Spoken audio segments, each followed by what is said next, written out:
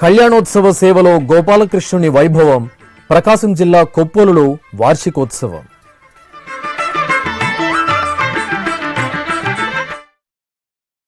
ప్రకాశం జిల్లా కొప్పోలు గ్రామంలో నెలవైన శ్రీ గోపాలకృష్ణ మందిరంలో వార్షికోత్సవాలు ఘనంగా జరుగుతున్నాయి.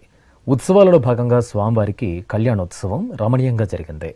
రుక్మిణీ సత్యభామ సమేత శ్రీ గోపాలకృష్ణుని ఉత్సవమూర్తులను సర్వాంగ సుందరంగా అలంకరించి ప్రత్యేక మండపంలో ఆశీనులను చేశారు. షోడశోప కైంకర్యాలతో ఆగమోక్తంగా వైదిక పూజలు పూర్తి చేశారు.